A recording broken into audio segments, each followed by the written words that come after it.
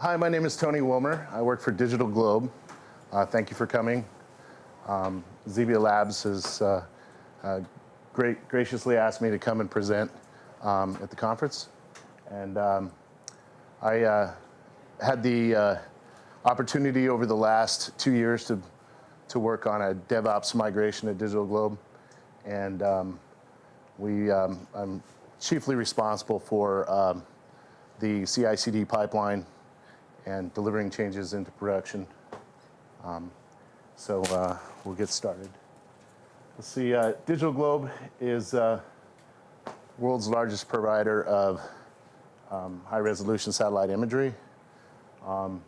This is an image that we gathered. The satellite was actually clear out over the Pacific Ocean, looking back at San Francisco. What they call off nadir. Nadir would be looking straight down. This is off nadir, and it kind of gives that 3D look to it. We currently operate 5 satellites on orbit. Had a couple come back recently, at end of life. So, but we call it a Constellation. Gather geospatial information, provide it to our customers. We're capable of collecting billions of square kilometers every year. These satellites are in a polar orbit going over the North and South Pole. Earth rotates underneath, and as they come over, we can gather quite a bit of imagery, downlink that to our ground stations. Our accuracy is sub 4 meter accuracy, meaning that known ground control points on the Earth, we can aim our satellite that's 450 kilometers up and get within 4 meters of exactly where we're pointing to. It's not bad considering that as the Earth's atmosphere warms up and cools down, it expands and contracts, and there's a lot of space science behind all of it. But they've had plenty of years to refine those algorithms and get us to where we have pretty good accuracy. Here we are, right? Boston, Massachusetts. We'll probably find us over here. And this is basically we have a license with the federal government that allows us to collect up to 30 centimeter resolution, which is about 6 inches square, is a pixel size. So that's essentially like if you think about a gigapixel camera that's orbiting around in space, constantly collecting imagery, with the pixel size of about 6 inches. So that's our imagery is used in mapping applications. It's used by multiple industries. This obviously OpenStreetMap, Google Earth uses it. A lot of commercial and government uses for our imagery. We also provide analysis of our imagery. It's a little bit hard to read here, but this is a story that was out recently where we were engaged to help track what was suspected to be slavery ships that were fishing and selling that seafood. And essentially these fishing boats would just like in the old days, they would actually, Shanghai people and take them out, and they would never come back to port. And we were able to locate some ships that were transferring the seafood. We did some analysis to identify what the ships were and give that information back to authorities that were able to help free a bunch of people who were, essentially into slavery for fishing. We've done similar things also with human trafficking, that sort of thing here in the United States. I'm going to go in real quick to a little information about our DevOps journey. So I know it's a common topic, but it's nice to have a starting point, tell you where we started from and where, give you a better understanding of how we got to where we are now. So one thing I like to know when I'm solving any big problem, right? Actually 3 things. I like to know what's good about the current process, right? So at Digital Globe, we had some good tools in place, helping us get done what we needed to get done. Very talented engineers and developers, and that's the one thing I've always liked about Digital Globe is just, top-notch people, and everybody likes working there and with each other. Everybody's, usually working toward a common goal.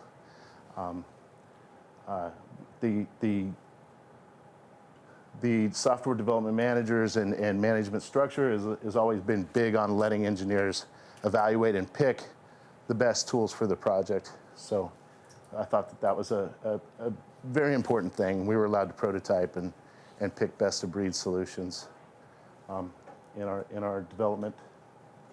Obviously, we had executive management support. That's I think is critical, and it's good to have.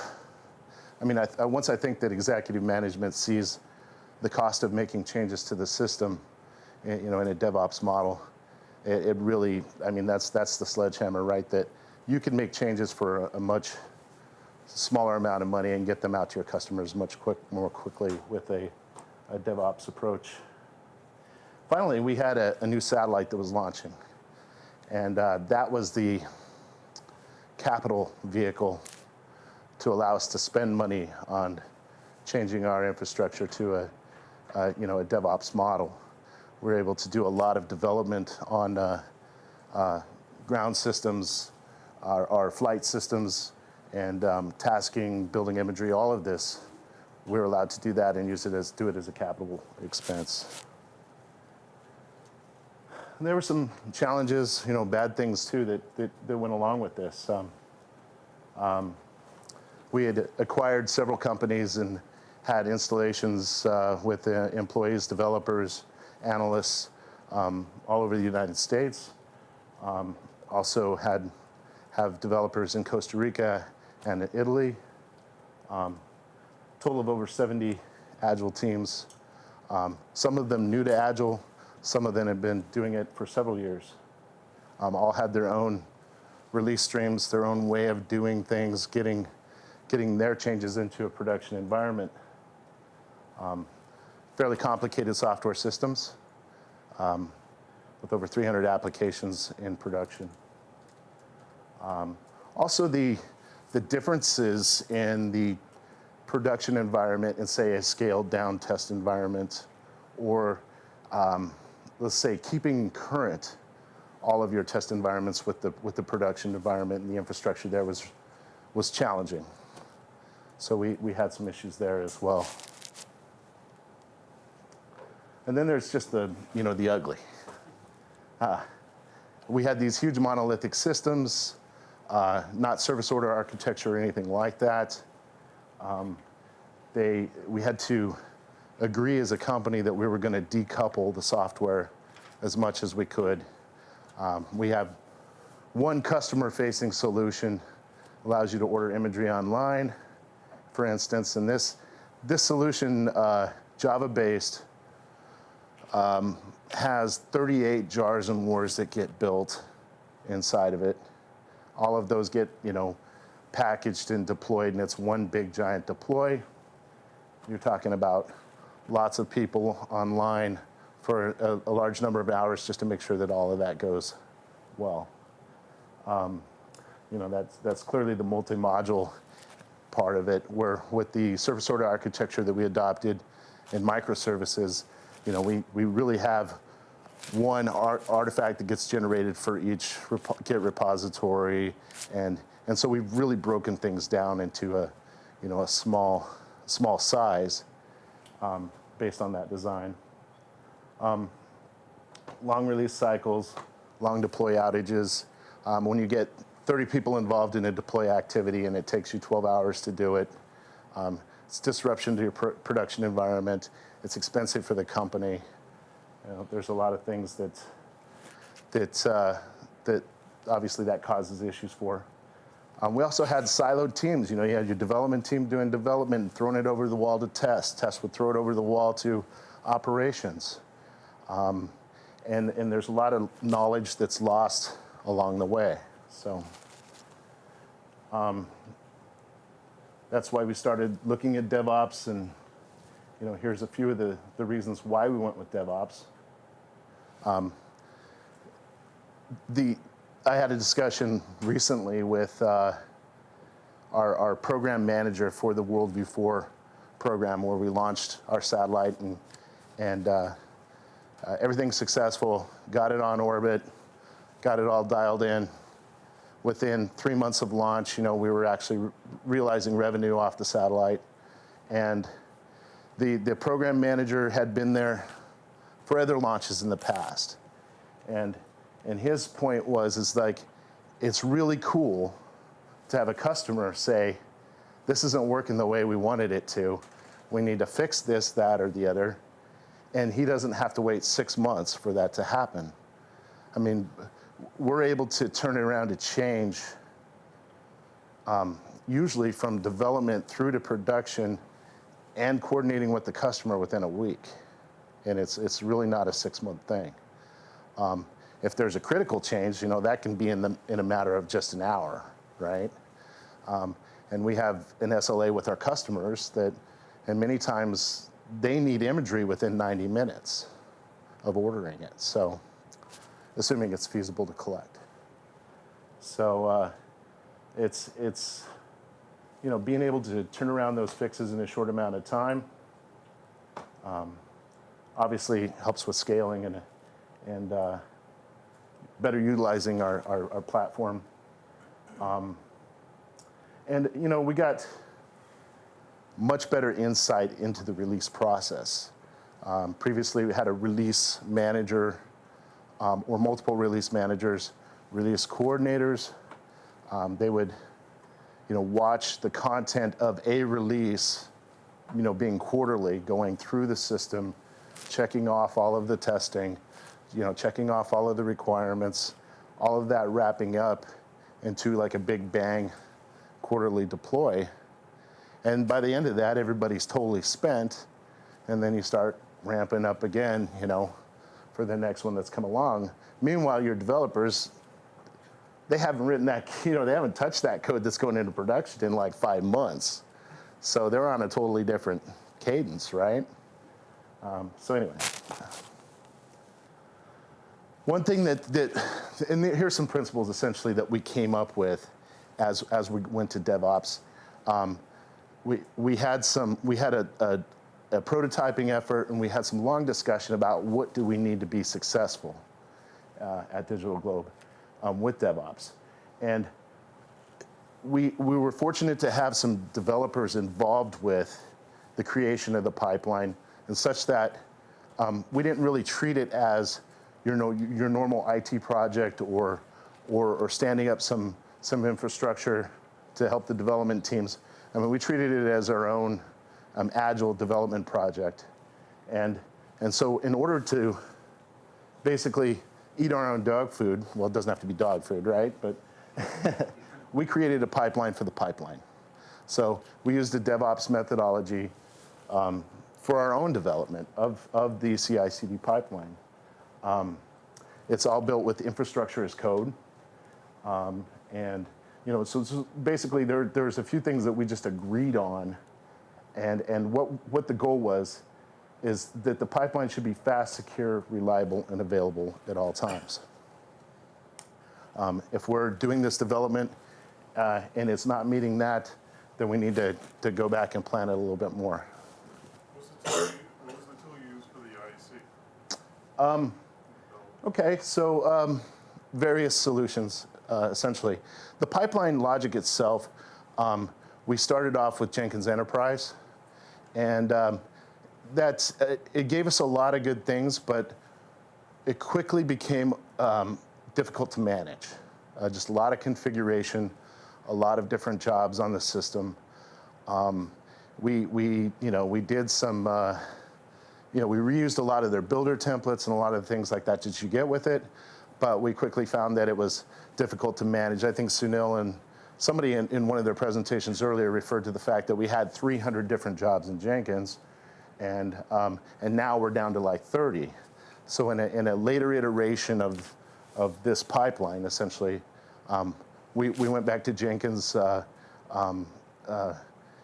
CI, their free continuous integration version of Jenkins, and we put XL Release on top of it, and we were able to rewrite the code for the pipeline in essentially what we did is we used Bash because Bash worked for us. Hindsight, it might have been better to use Groovy or Ruby, but we got a pretty good modular construction out of Bash functions and some inheritance there, ways to load those. So I'm getting in the weeds a little bit, but we did it in Bash code. So you didn't use a chef or a buffer? Well, so the pipeline itself, we do actually, we do use Chef, exactly, to stand up our infrastructure. The operation of the pipeline, or the underpinnings there, the definition of each step in the pipeline, each task that we execute is done in Bash. Yeah, certainly. So they're just bash scripts behind their scripting tasks and it's all? Yeah, exactly. What it is we call out to Jenkins. I'll explain it here in just a little bit. We have Jenkins execute, do a lot of the execution. It sources code in from GitHub, and a lot of that is Bash scripting. Anyway, so pipeline for the pipeline we thought was a key point, right? We need some place to be able to test all of our changes before they go into production, just like you would with any other test environment. Another point that we needed to hit was we had to be, hit a hybrid cloud infrastructure. We had our internal cloud Foundry on OpenStack. We came up with that after doing some prototyping, then found that worked for us. We also are partnered with Amazon Web Services. Some of the company has a significant portion of Amazon, of their production environment in Amazon Web Services, as that's where their customers are. And we actually have a big initiative at Digital Globe to be out of the data center business within 5 years. So this is from Wired.com, had an article on us transferring 100 petabytes of data into AWS. This is essentially our imagery archive. They showed up with a tractor trailer.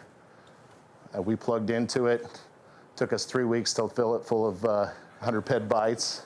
We actually had to throttle it back so it didn't bring down our whole network, right? But yeah, one of the guys on my team actually, that was his job, just to make sure that thing gets loaded.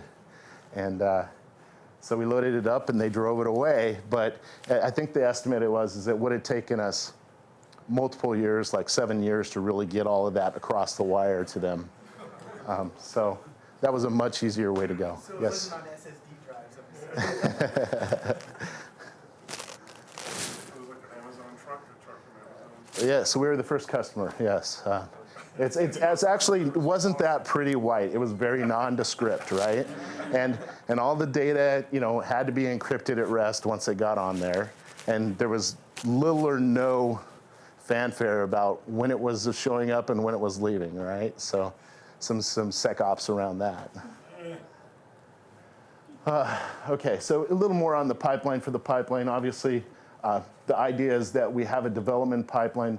We do all of our changes there. And then the changes that we've done there via us just committing to the master branch in GitHub show up automatically in the production pipeline, just like a developer working on his bit of code in his own development environment pushes or does a pull request to the master branch, and it shows up on there. This was key for us because when we first started off, we were trying to build out the pipeline, and we had a lot of developers that were trying to use the pipeline. And one of the biggest pain points initially was it just didn't seem reliable enough for them. And the reality was we were making a lot of changes, making things better. Obviously didn't have as big a chance to fail and learn from that without having a development pipeline. So Yes. does that mean you guys had different instances of XLR for each pipeline, and then different instances of Yes. Jenkins and other tools? Yeah, that's a good point. So yeah, we did have Jenkins, and this is where we talked about IAC for the infrastructure. So we had IAC that would build up in OpenStack a new Jenkins master and 6 different Jenkins agents to do the builds themselves. We had IAC that would spin up a HashiCorp vault where we would store our secrets, and we have one that would basically use Chef to spin up a XL release instance, load all the configuration in that. So, and we do use that for disaster recovery, but essentially you're right. We do have a copy of all of those, all of that platform in the development environment. And if we need to do an upgrade to XL release, we're going to do it there before we come down and do it in production. Another concept that we wanted to follow was self-service onboarding. We thought that this was critical because developers, we wanted to give them the ability to get their service into the pipeline in an automated way. We didn't want to get a ticket saying, hey, can you add this Git repo to the pipeline? And by the way, here's my credentials to deploy to Cloud Foundry and that sort of thing. We actually stood up what you see over here is a XL release template, gave developers the right to go into XL release and spin up a new release that actually onboarded their service to the pipeline. And next time that they did a commit into their master branch, it would just pick up and run. So tried to do that wherever we could. Some reasons why we went to XL release. Now, I mean, Jenkins did a great job. It's it's a do-it-yourself build tool. I mean, it's cool stuff. The way it manages roles, you've got the folders, you've got all the plugins, stuff like that. Some of those things can be a downfall too when you get to be the size where you have to manage multiple instances of Jenkins, a lot of different jobs.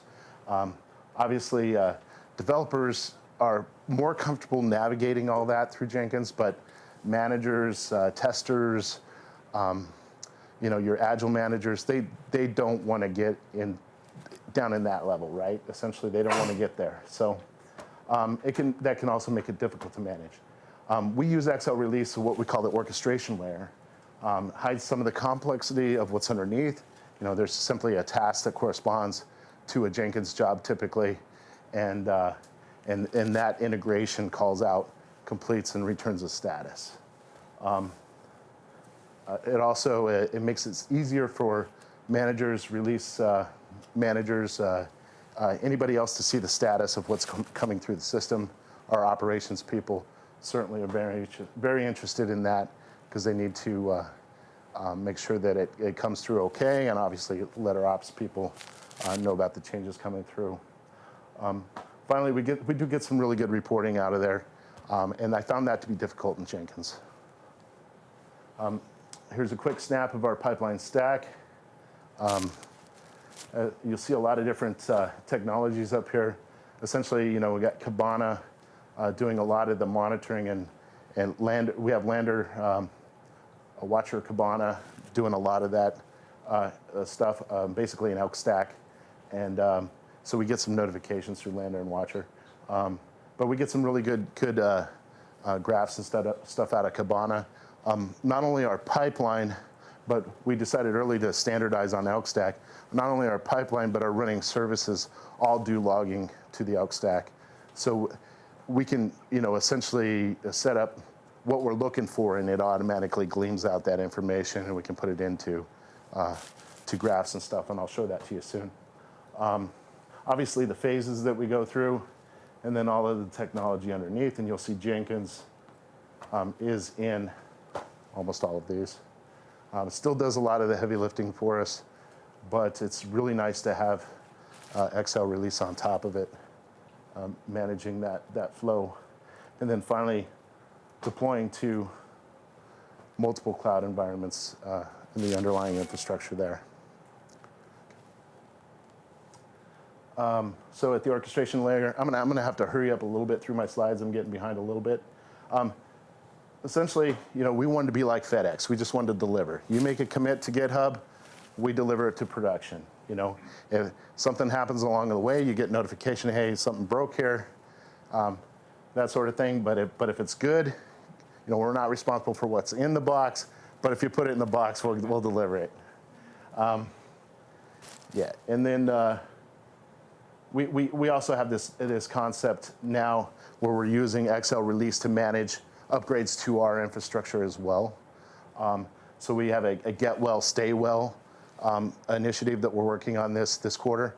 And essentially we kick off, we've defined a release in XL release that is like, upgrade this piece of infrastructure and here's all the steps that need to happen. A lot of those may be manual, especially now, but we use it to essentially as the source of truth for, hey, not only is that service in production, but we need a new message server. Where are we in getting that done? And you can go in and look at like how far along we are in that process. Okay, quickly wrapping up things. How do you know it's working? And that's where I'm coming back to with all of this. We have things monitoring the environment, that sort of thing, but we needed a real-time understanding of, is the pipeline healthy? Is the operating environment healthy? Database, everything, right? All the underlying pieces of that. We came up with the idea of a canary service, like canary in a coal mine, essentially, that runs automatically every hour, goes end to end, touches every piece of infrastructure in the pipeline, and then basically we get alerted if that fails for any reason. Now, we've since come up with some more micro sort of notifications that, hey, like a heartbeat type notification. But this was probably the best thing for us to know on a consistent basis, that everything was healthy in the pipeline. I'll show you the release template here that we use for it. But like I said, it touches all the pieces of infrastructure and the operating platform itself.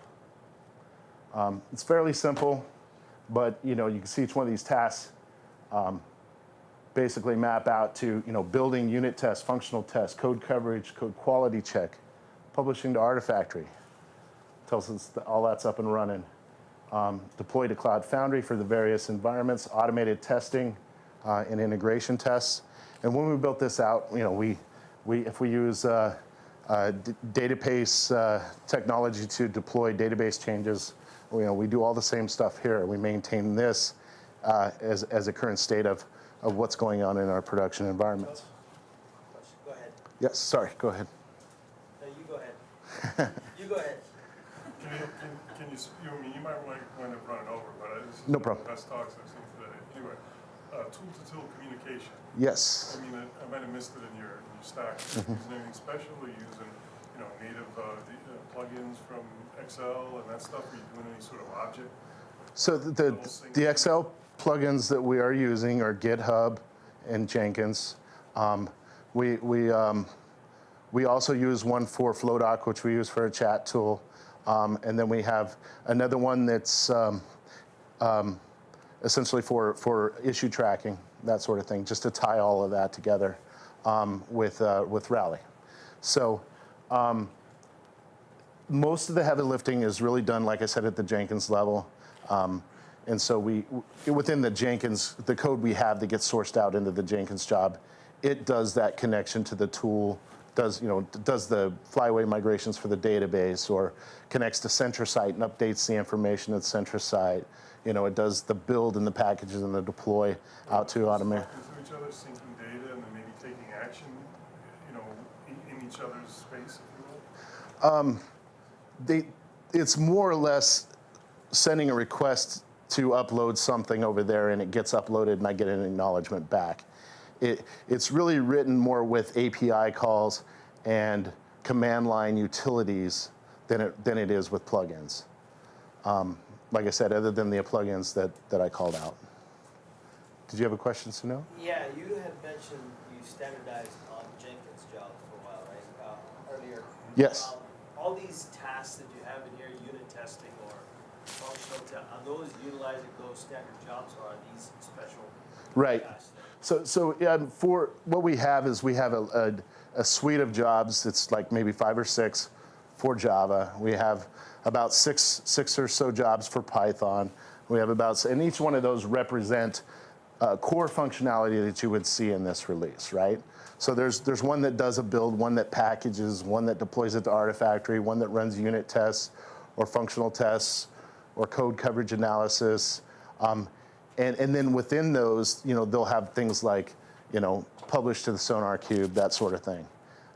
So there's some sub-steps within there. So you're And then those get recalled, yeah. So you're exercising those core processes through a task. Yes, through a task, yeah. We're creating a task here that's pointing to our Jenkins infrastructure, and it's saying this is the job on that server that you need to run. And what that's allowed us to do is have a smaller set of Java jobs, say, that are created. We don't have one for every service. We have a standard set, and those get picked up and run on the Jenkins server based on, they call from XL release. It's created a bunch of parameterized jobs instead. Parameterized jobs, parameterized builds, absolutely.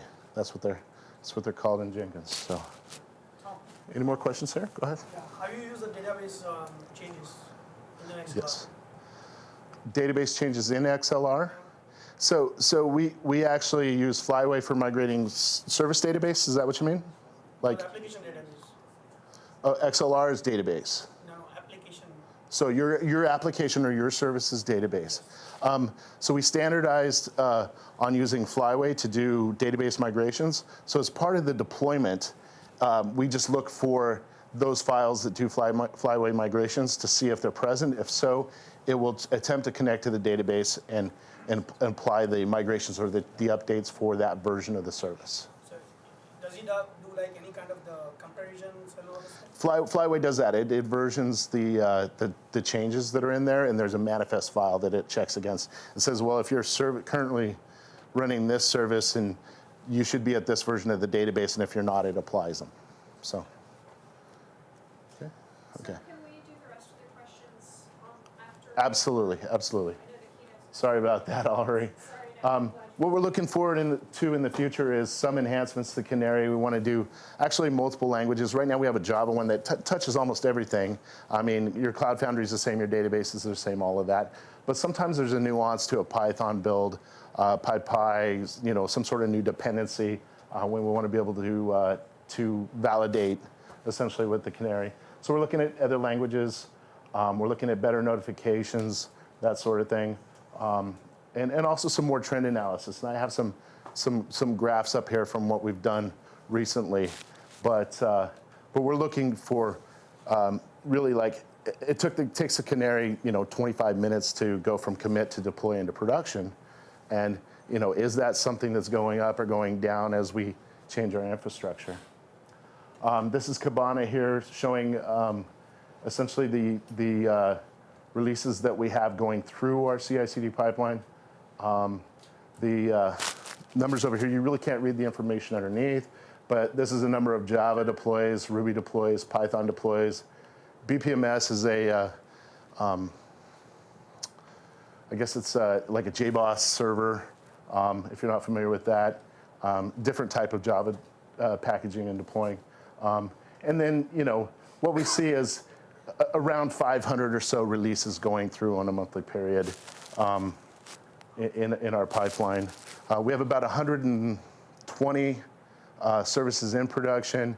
There's probably 200 or so libraries that get just built and published, but not really deployed anywhere, unless they're a dependency that gets picked up later. But this was just an example of things going through. Now, when we connect into XO release, we see each one of these is actually is showing us the volume here, but each one of these is a Ruby, a Python, that sort of thing. But we're also able to split it out and looking at things by phase. Now okay. So, pipeline availability report, these are the types of reports that we generate and we give to our operations people. Our internal goal is 3 nines. Essentially, this is an example of the one we gave in April. We had no unplanned downtimes. There were some things infrastructure-wise, power, those sorts of things. It can't be helped, right? But we like to show that, we're hitting that 3 nines goal. I think in April we dropped off a little bit there. This is actually the Canary availability here, and we show that since we started this in November, basically we've showing a trend of going up there. Sorry, I pointed at it instead of doing this. But and we like to show the success as the Canary, and that just proves the availability of the pipeline in our estimation. Manual processes, we like to show that going down, right? And we currently, for about 95% of our releases, we have one manual gate still, and that's going into production because we have a lot of traditional release manager type people still in the company, and so we're trying to find a way, and I'll show you here, to make that automated, right? This shows our volume, essentially, and some of these were just lifted straight out of XL release and put up here. But duration of how long it takes to get through the pipeline.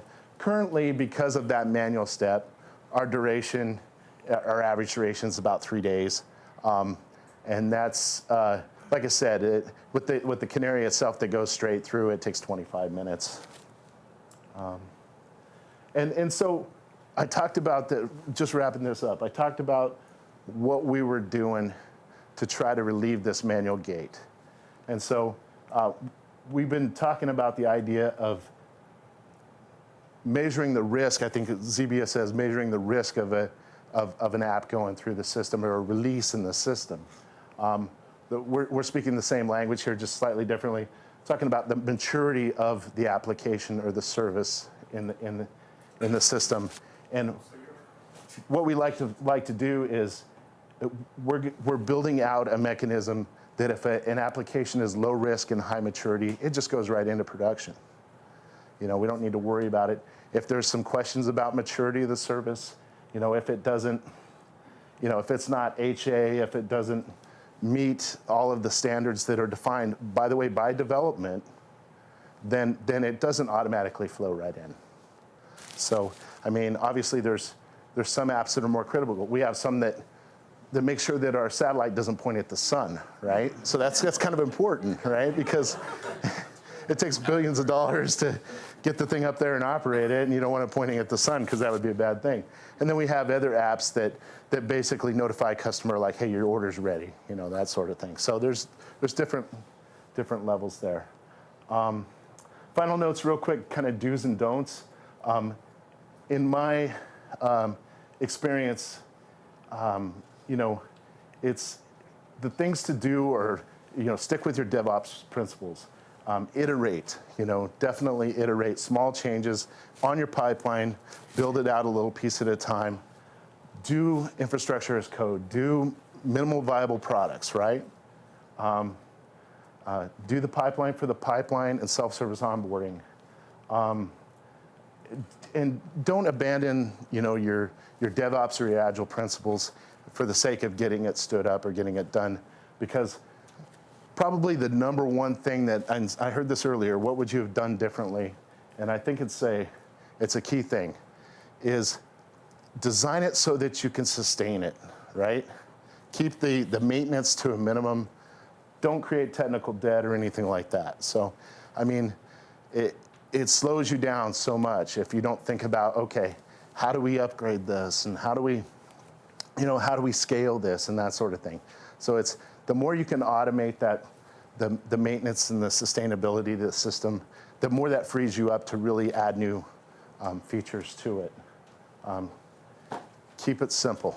I mean, that's fortunately, when we first started this, my manager was very pragmatic, Java developer guy, very pragmatic, and he was like, the simplest solution is usually the best solution, and that's kind of where I run back to when we get a lot of requests to do something kind of crazy.